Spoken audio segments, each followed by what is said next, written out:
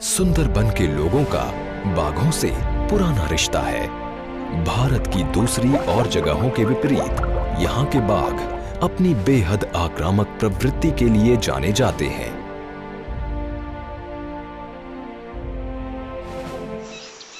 ज्यादातर ये बाघ मैंग्रोव के जंगलों में ही रहते हैं, लेकिन अक्सर वो इन द्वीपों के खेतों में भी आ जाते हैं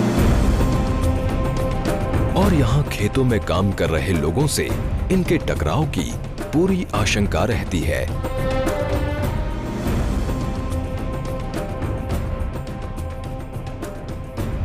वो तो बहुत खतरा में रहता है। वो जब आएगा ना तब वो क्या है, वो हमारा तो घर देखा छोटा है, उसका घुस कर को आदमी लेके चला जाता है। कहीं कहीं वो बकरा ले जाता है, उसका गाय ले जाता है। ऐसा बहुत भयानक से हम लोग को फंसा है।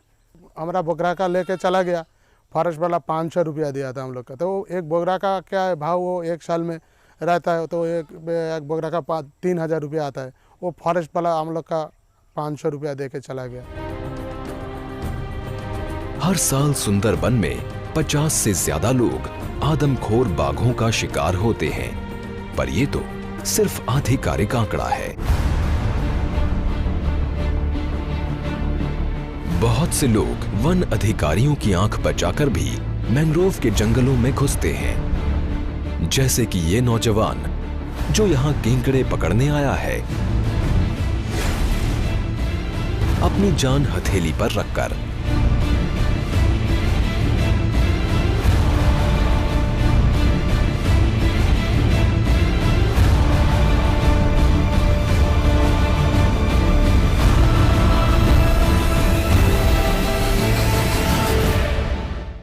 एक ज़माना हुआ करता था जब बाघ बहुत इम्पैक्ट करता था, और उसका जो रेजिड्यू है वो अभी भी आप लोगों के लाइफ में देख सकते हैं।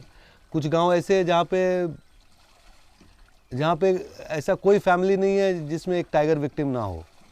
किसी ना किसी का चाचा, बाप, भाई जंगल में बाघ के हाथों मारा गया है। और टाइगर जो है, टाइगर को ये तो टाइगर भी नहीं कहते, बाघ नहीं कहते हैं, ये मामा कहते हैं। ये इसलिए मामा कहते हैं कि इनका एक मानना है कि अगर ये बाघ कहेंगे तो बाघ इनको दिख जाएगा, बाघ आ जाएगा। ये रिलेशन है, तो आप समझ सकते हैं क्या है। लेकिन एट द सेम टाइम ये बहुत रिस्पेक्ट भी करते हैं उसको। और कम ही लोग आदमखोर बाघ के हमले से बच पाते हैं। इनमें से एक है भोवन बछाड़। 4 साल पहले मैंग्रोव के जंगल में गए थे, जब अचानक बाघ ने उन पर पीछे से हमला किया। मैं जंगल में लकड़ी काटने गया था। लकड़ी काटने के बाद मैं ऊपर उठा, कुल्हाड़ी का बाट टूट गया था।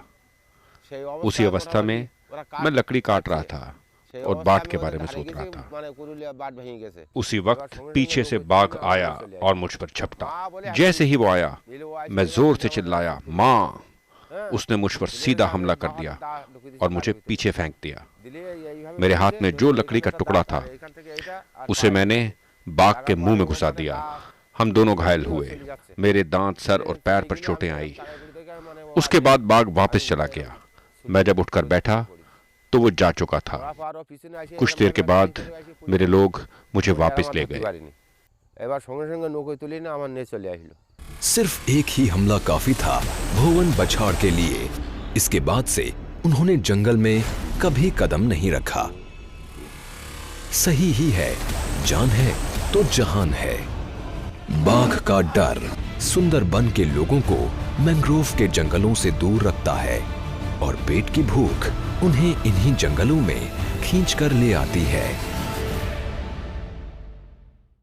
बोलो पवित्र पवित्र वा सर्ववस्त्रां गतोऽपि वा यत्सरे पुण्डरीकाक्षं सभाज्यं अभ्यन्तर शुचि नमो शुचि नमो शुचि नमो शुचि नमो गुरु ब्रह्मा गुरु विष्णु।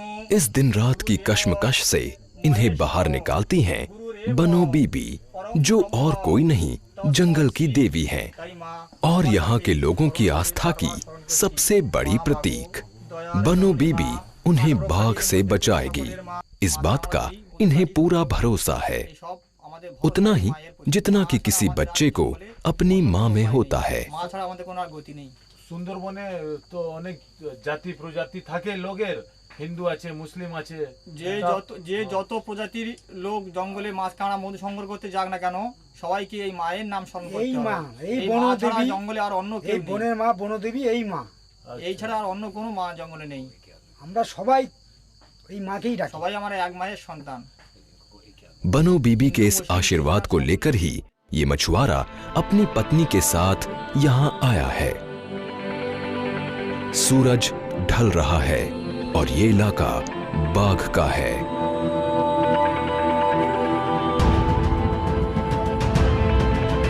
इस लंबे जाल को इन्होंने मिट्टी में दबा दिया है, इस उम्मीद के साथ कि ज्वार के वक्त पानी इसे ऊपर उठाएगा। कुछ मछलियां तो इसमें फंस ही जाएंगी।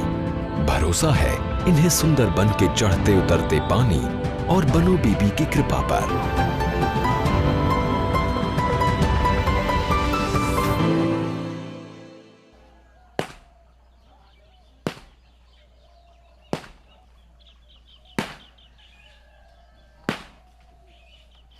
– 2010 के चक्रवात आइला ने सुंदरबन के हर नागरिक को बुरी तरह प्रभावित किया।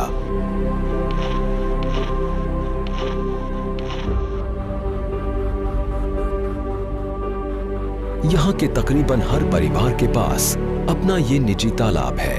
पहले इनमें साफ बारिश का पानी रहता था, यहीं इनका मछली पालन होता था, जिससे पूरे घर का गुजर बसर हो ही जाता था। लेकिन चक्रवात के बाद इन तालाबों में नमक ऐसा घुसा कि खारापन जाने का नाम नहीं ले रहा है।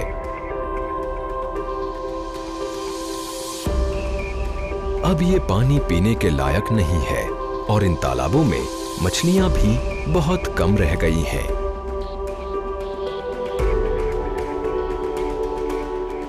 वो जो तालाब आता है वो छोटी छोटी मछली आता है, उसका भाव 1 केजी का 400 रुपया। तो क्या है उसका वो 1000 रुपया आएगा, 1 केजी में 1000 मछली आएगा। तो इसमें 15 केजी हम लोग पालन करता है, उसका खाना पीना देना पड़ेगा। तो 15 केजी का 1 केजी का खर्चा टोटल वो बड़ा 1 केजी का अंदर जब आएगा ना, तब उसका खर्चा एक एक मछली का 10 रुपया करके आता है। तो बड़ो जो 1 केजी हो जाएगा उसका 150 रुपया आता है। तो हम लोग खाने के लिए हम बनाता है, बेचने के लिए नहीं। पुरानी खुशहाल सुंदरबन की हकीकत धुआं बनकर गायब हो चुकी है। वो हम लोग का इधर वो आयला का जो डर आता है, आयला का डर, वो पानी में जाएगा तो कुमीर का डर आता है, वो जंगल में जाएगा तो टाइगर का डर आता है। क्या है हम लोग का ज़िंदगी में क्या है, वो जो इधर रहता है उस टाइम पानी आ जाता है, वो आयला का पानी। तो हम लोग का बीवी बच्चा लेके जहाँ पे पानी नहीं उठाता वहाँ पे जाना पड़ेगा। तो ताल्लुक यही है। सुंदरबन में पूरे साल ही सैलानियों का मेला लगा रहता है। देश विदेश से लोग यहाँ आते हैं और सुंदरबन की सुंदरता देख मुग्ध हो जाते हैं। पर इनमें से शायद ही कोई यहाँ बसे लोगों के दर्द को महसूस कर पाता हो।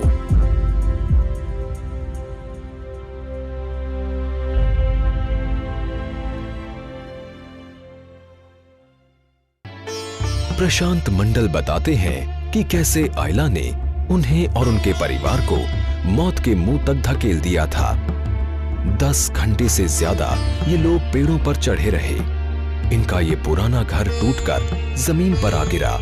2013 में प्रशांत ने ये पक्का मकान बनाना शुरू किया। इन्हें अब प्रकृति पर ज्यादा विश्वास नहीं रहा है।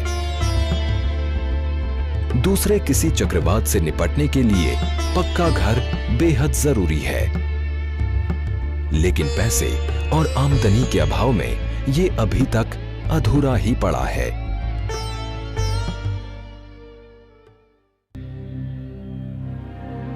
शाम होने को है और दूसरे दिनों की तरह आज भी प्रशांत का पूरा परिवार खाने पर इकट्ठा हुआ है। बातें हो रही हैं कि कैसे अपने भविष्य को सुधारा जाए। वो मेरा बच्चा है, बच्चा को क्या है, हम 10 क्लास पढ़ता है, उसका और ऊंचा पढ़ाना चाहिए हम लोग का। वो उसका बाहर जाना पड़ेगा, बाहर ले जाना पड़ेगा। ऐसे हम लोग का गरीब आदमी है, क्या करेंगे, मेहनत करके खाएगा, उसका पढ़ाएगा लिखाएगा, बहुत ऊंचा से ले जाएगा। यही है।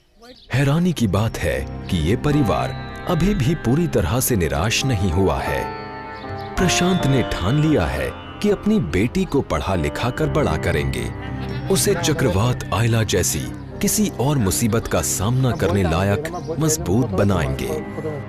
इतना मजबूत कि ये बच्ची बड़ी होकर हर चुनौती का सामना कर सके।